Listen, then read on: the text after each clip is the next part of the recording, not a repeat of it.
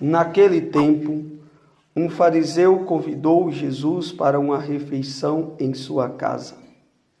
Jesus entrou na casa do fariseu e pôs-se à mesa. Certa mulher, conhecida na cidade como pecadora, soube que Jesus estava à mesa na casa do fariseu. Ela trouxe um vaso de alabastro com perfume e, ficando por detrás, chorava aos pés de Jesus. Com as lágrimas começou a banhar-lhe os pés, enxugava-os com os cabelos, cobria-os de beijos e uns ungia com o perfume. Vendo isso, o fariseu que o havia convidado ficou pensando: se este homem fosse um profeta, saberia que tipo de mulher estava tocando nele, pois é uma pecadora. Jesus disse então ao fariseu: Simão, tenho uma coisa para te dizer. Simão respondeu: fala, mestre. Certo credor tinha 2 devedores. Um lhe devia 500 moedas de prata, o outro 50. Como não tivesse com que pagar, o homem perdoou os 2. Qual deles o amarás mais? Simão respondeu: acho que aquele a qual perdoou mais. Jesus lhe disse: tu julgastes corretamente. Então Jesus virou-se para a mulher e disse a Simão: estás vendo esta mulher? Quando entrei em tua casa, tu não me oferecestes água para lavar os pés. Ela, porém, banhou meus pés com lágrimas e enxugou-as com os cabelos. Tu não me destes o beijo de saudação. Ela, porém, desde que entrei, não parou de beijar meus pés. Tu não derramastes óleo na minha cabeça. Ela, porém, ungiu meus pés com perfume. Por esta razão, eu te declaro: os pecados que ela cometeu estão perdoados, porque ela mostrou muito amor. Aquele a quem perdoa pouco, mostra pouco amor. E Jesus disse à mulher: teus pecados estão perdoados. Então os convidados começaram a pensar: quem é este que até perdoa pecados? Mas Jesus disse à mulher: tua fé te salvou, vai em paz. Palavras da salvação. Glória a vós, Senhor. Louvado seja nosso Senhor Jesus Cristo. Para sempre seja louvado. Então, como eu sempre gosto de dizer, né, é um privilégio para nós termos a graça, né? Além de privilégio, é uma graça, podermos ter a oportunidade diariamente de escutar a palavra de Deus e não só escutar, mas pô-la em prática, né, no dia a dia. A vida do cristão ela é resumida basicamente nessas 2 ações, né, em escutar e pôr em prática, né? Caso contrário, essa palavra se torna uma palavra estéril. O que é uma palavra estéril? Uma palavra que não dá fruto, que não serve para nada, né? Que não é só para preencher um lugar que está vazio e pronto. Não, ao contrário de quem escuta e a põe em prática, né? Jesus já disse isso no Evangelho algumas vezes. Quem é a pessoa que escuta a palavra e a põe em prática? É exatamente aquele homem que construiu a casa na rocha, né? O que ele está querendo dizer? Que dificilmente alguma coisa vai conseguir derrubar aquela casa, né? Então, para que a gente seja forte, resistente, para que a gente suporte toda a ventania, toda tribulação, toda perseguição, tudo aquilo que vier sobre nós, nós temos que ouvir a palavra e pôr em prática, né? E nós, sobretudo, somos privilegiados, por quê? Porque nós temos a graça de ouvir esta palavra todos os dias, né? Há anos essa comunidade vem fazendo isso. E eu não tenho dúvida nenhuma, que quem sustenta, né, esta obra né? É a palavra de Deus, é o próprio Deus com a sua palavra. Então nós não podemos duvidar disso. Hoje, sobretudo, estamos caminhando aí com as leituras da primeira carta de São Paulo aos Coríntios. E hoje São Paulo nos dá realmente uma catequese, né, sobre o credo, né? Crer. Eu creio que Jesus está ressuscitado. Né? Crer é uma ação. Né? Se eu faço o que eu faço, é porque eu creio. Crer em que e em quem? Eu creio que Jesus Cristo é o Senhor para a glória de Deus Pai e que está vivo no nosso meio. Como é que você me prova isso? Eu sou a testemunha. Eu sou a testemunha que Cristo está vivo. Nós somos testemunhas que Cristo está vivo. Basta olhar para a sua vida, né? O antes e o depois de se encontrar com Jesus. Basta você fazer uma análise que você vai poder confirmar, afirmar. Jesus Cristo está vivo. Porque jamais eu conseguiria fazer o que eu faço se eu não tivesse essa certeza. Porque, por primeiro, Jesus Cristo mexeu com a minha vida. Né? Se hoje eu posso contribuir, né, com a vida das outras pessoas, se hoje nós podemos, né, contribuir com a vida das pessoas, dizendo a elas para que elas possam entregar a vida para Jesus, né? Entrega a sua vida para Jesus, meu irmão. Sai desta vida. Ele é a solução. Se nós podemos dizer isso, é porque, por primeiro, Ele resolveu a nossa vida. Né? Ele mexeu com a nossa vida. E, por conta disso, eu ganho autoridade, autonomia, para que, em nome de Jesus, eu saia espalhando para os 4 cantos que a melhor opção na vida de qualquer ser humano é nosso Senhor Jesus Cristo. Por quê? Porque foi a melhor opção para a minha vida, que foi a melhor opção para a sua vida. Né? Nós não podemos duvidar disso.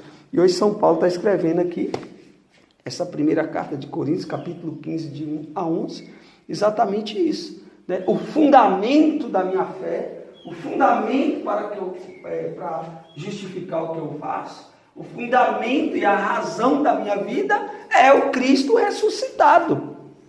Né? E aí ele vai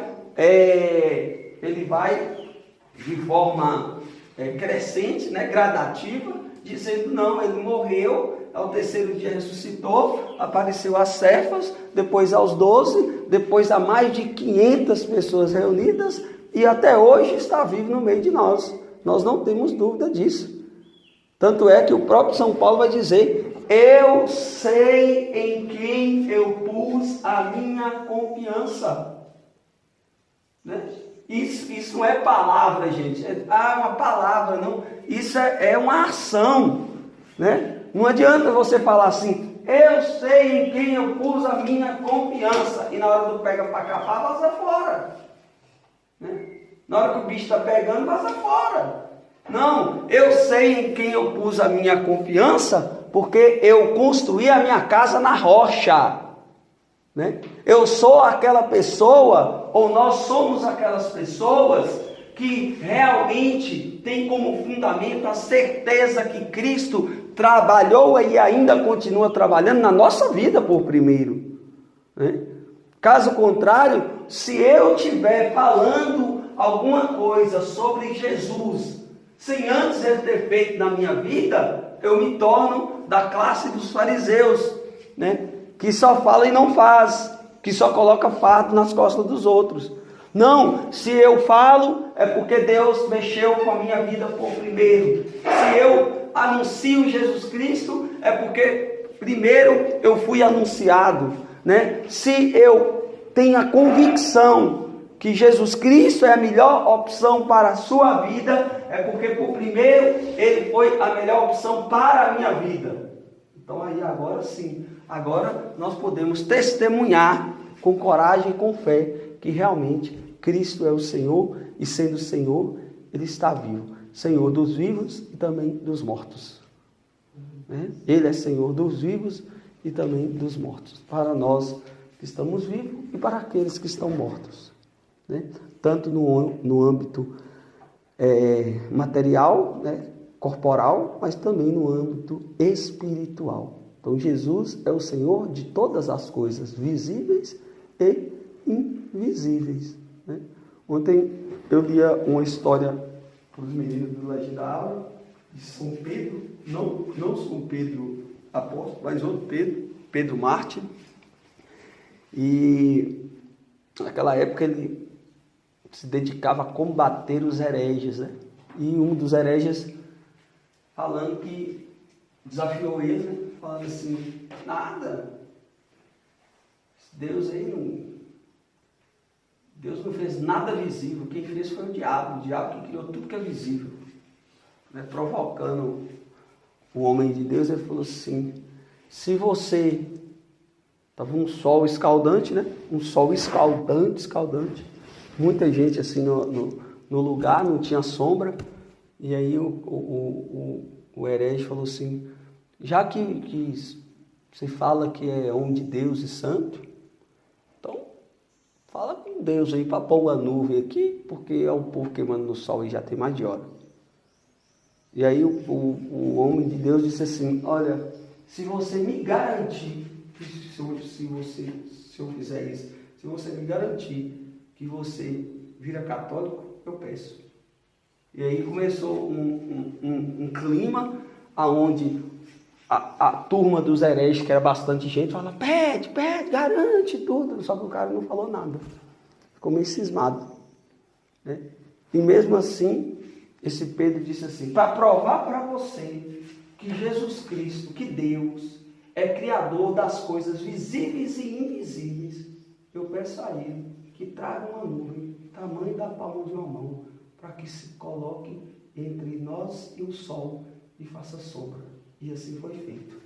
Apareceu uma nuvem no meio de um céu como esse, sem nuvem nenhuma, e pousou entre eles e o sol por mais de 1 hora. E muitos se converteram. Então nós precisamos realmente aplicar a nossa fé. Mesmo que diante dos desafios que nós encontramos na vida, nós precisamos ter a certeza que Deus está a nosso favor. Que Deus irá colocar os nossos inimigos debaixo dos nossos pés. Para que Deus vai colocar os inimigos nossos debaixo dos nossos pés? É para a gente pisar no pescoço dele e matar? Não. Para eles entenderem que Deus é que domina todas as coisas e que não adianta combater contra Deus. E como diz nosso amigo Moisés, Deus é maior. E contra ele não existe nada que é capaz de derrotá-lo. Então nós estamos hoje diante dessa confissão de fé de Pedro, desse credo cristão, que é o mais antigo testemunho sobre a tradição da doutrina da igreja, desde as origens. Então, Jesus Cristo está vivo e está no meio de nós. No Evangelho de hoje, Lucas capítulo 7, de 36 ao 50, Jesus que se põe no meio dos pecadores, dos fariseus, dos saduceus, dos escribas, e a vida de Jesus, pode observar, a sua vida pública foi quase toda dedicada a ter que provar para esses caras que ele era Deus. Assim, imagina a encheção de saco que não era desses caras. Os caras ficavam atrás de Jesus, só para poder ficar observando e ficar perguntando, e isso, e aquilo, e aí por que isso, e por que aquilo? Como hoje a gente viu, quando Jesus entra na casa desse sujeito, e chega de repente uma pecadora, todo mundo sabe quem é ela, é de fato uma pecadora pública, É uma pecadora pública, todo mundo sabe quem é ela. E essa mulher, com ousadia, lógico, com arrependimento no coração, se coloca aos pés de Jesus. Aquela mulher, ela só estava lá porque ela tinha convicção que Jesus poderia solucionar a vida dela. Ninguém se põe aos pés de Jesus se não tiver essa certeza. Ninguém se põe aos pés de Jesus se não tiver a convicção que ele pode fazer alguma coisa. Porque para que eu vou se colocar aos pés de uma pessoa que não pode fazer nada pela minha vida? Não tem fundamento isso. Mas aquela mulher, de ouvido atento e de olhos atentos, vendo e ouvindo tudo que Jesus fez ali na região, ela tinha a convicção, porque a palavra de Deus diz que a fé entra pelo ouvido. Então ela estava ouvindo, tudo o que estava acontecendo, porque as pessoas falavam, nossa, tem um tal de Jesus que curou fulano, que curou ciclano, que expulsou demônio de Deltrano, que perdoou o pecado de fulano e falou vida de Deltrano. E aí de repente essa mulher, de uma forma ousada, mesmo sabendo das restrições da lei, porque a lei dizia que um pecador e uma pecadora não poderia encostar em ninguém, e de repente ela entra numa forma de dizer assim, eu creio, eu creio, ela entra na casa sem ser convidada, mesmo sabendo da condição, e se põe aos pés de Jesus, e na certeza que Jesus não ia rejeitá-la, na certeza que Jesus fala assim, sai de mim, pecadora, que é o que muita gente acha que Jesus faz, sai de mim, pecador. Não, ela estava arrependida e tinha a certeza no coração, que o arrependimento é realmente o que mexe com o coração de Deus. O arrependimento é o que faz Deus realmente mudar de ideia. O arrependimento é o que faz realmente Deus mudar a trajetória. Isso é muito claro quando a gente lê lá o livro de Jonas, do povo arrependido, que estava realmente decretado a destruição de Nínive, e um povo arrependido fez com que Deus realmente revogasse a sentença. Então, um coração arrependido é que mexe com o coração de Deus. Tanto é que Deus denomina Davi como um homem segundo o seu coração, porque mesmo tendo cometido um pecado gravíssimo, talvez o maior pecado que uma pessoa pode cometer é realmente matar alguém, tirar a vida de alguém e sobretudo ainda, prostituir, adulterar, pegar a mulher do cara. Então 2 pecados gravíssimos, mas no ato do fato, pela fraqueza humana, pela miséria humana, Davi se deixou levar e de repente, quando ele cometeu o pecado, logo em seguida, imediatamente, Davi caiu em si e se arrependeu, falou, meu Deus, o que eu fiz? Meu Deus, o que eu fiz? Davi não fez como muitas pessoas fazem. Davi não fez com, todo mundo faz, eu sou mais um que nada. Fulano faz, ciclano faz, o missionário faz, o padre faz, fulano faz, eu quero fazer.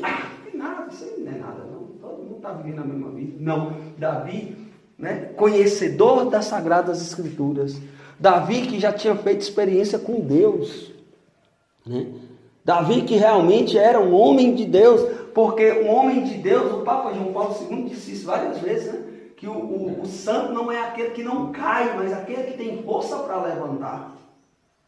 E levantar nas Sagradas Escrituras significa arrepender-se, arrepender-se das coisas erradas que nós fizemos na vida, e tantas coisas que nós fizemos, irmãos, de errado, e ainda fazemos, mas nós precisamos pedir a Deus a graça de nos arrepender, porque se eu tiver essa graça do arrependimento, o que vai acontecer com a minha vida? Eu entrarei correndo na casa do Senhor e me colocarei aos pés do Senhor, como essa mulher, eu vou colocar aos pés do Senhor para dizer para ele: Senhor, eu sou um pecador, eu sou um miserável, mas eu sou um homem que te amo, porque a quem muito ama, muito será perdoado. A quem muito será perdoado, muito será amado, né? Eu só estou aqui, Senhor, porque eu te amo, porque por conta minha eu não estaria. Eu estou humilhado, eu estou envergonhado, eu não te amo o suficiente para poder estar aqui, mas por conta do meu arrependimento, pela certeza que eu tenho, que tu és bom, eu venho e fico aos teus pés, e choro, e ofereço o que eu tenho de melhor para o Senhor. Um perfume de alabastro caríssimo, né? Talvez seja o perfume mais caro da época.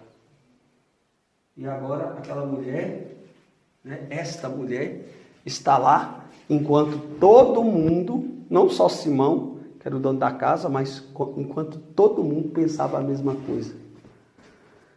O que o povo pensava? Se ele fosse um profeta, ele ia saber que essa mulher é pecadora. Ele não ia permitir que ela pegasse ele.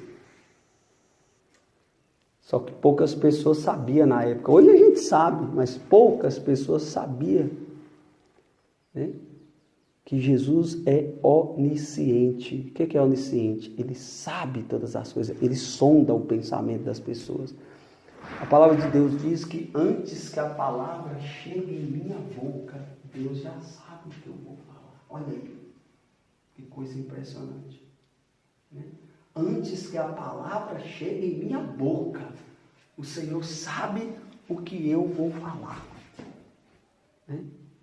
E aí, quando essa mulher está lá e o povo começa a julgar no pensamento, Deus começa a contar essa parábola, né? 2 homens deviam, um devia um tanto, outro devia outro tanto, né? Um devia mais do que o outro, um devia 100, o outro devia 10, e de repente o credor resolveu perdoar a dívida. E quem é agora que vai amar mais esse credor? E o dono da casa disse: lógico que vai ser quem foi perdoado de maior quantidade. Então é isso que eu estou querendo dizer para vocês, né? Enquanto você se julga bons demais, quando você se julga dever pouco, quem deve muito está fazendo uma ação, né? A ação que essa pessoa está fazendo é que me convence que ela quer realmente um perdão segundo o meu coração. Então, que nós possamos, irmãos e irmãs, no dia de hoje, verdadeiramente olhar para tudo isso que nós estamos ouvindo e vendo com os olhos espirituais, sobretudo no Evangelho, e possamos professar a nossa fé com convicção. O fundamento da nossa fé é Jesus Cristo vivo, né? A palavra é muito clara: se nós não acreditarmos nisso, tudo que a gente faz é em vão, né? Tudo que a gente faz é em vão, não tem motivo, não tem fundamento a gente fazer o que a gente faz se a gente não crê que Jesus Cristo está vivo. E se Ele está vivo, Ele está no meio de nós. Essa é a verdade, né? Essa é a verdade. Nós não podemos duvidar, em meio a tudo que acontece com a nossa vida pessoal, comunitária, em meio de tantas tribulações e confusões, nós não podemos duvidar. Jesus Cristo está no meio de nós. A razão última, a razão final de tudo aquilo que a gente faz é realmente Jesus Cristo, que é Senhor de todas as coisas, né? Esse é o fundamento. Nós não estamos aqui com um chamado humano. Nós não estamos aqui porque foi chamado por ciclano ou declano. Nós estamos aqui porque por primeiro eu experimentei quem é Deus, e a partir dessa experiência com Deus, eu fui motivado pelo próprio Deus a falar e fazer com as pessoas aquilo que um dia Ele fez comigo. Por isso, nosso carisma é distribuir a misericórdia recebida, né? E nós precisamos fazer isso com muito amor, né? Na mesma proporção que nós recebemos. Nós não podemos esquecer disso. Que Deus possa nos abençoar, nos guardar e nos proteger de todo mal neste dia, que é o dia por excelência da adoração ao Santíssimo Sacramento do altar. Rendamos graças ao Senhor no divino sacramento, sacramento de amor, sacramento de redenção, né? Sacramento de vida eterna. Ele está no meio de nós. Muitas vezes passa despercebido, mesmo estando sacramentalmente no meio de nós, mas que nós possamos treinar a nossa fé, a dizer para nós mesmos diariamente, né, cotidianamente, todos os dias, todas as horas, todos os minutos, todo segundo: Jesus Cristo é o Senhor da minha vida, porque Ele está vivo, Ele está no meio de nós. Louvado seja nosso Senhor Jesus Cristo.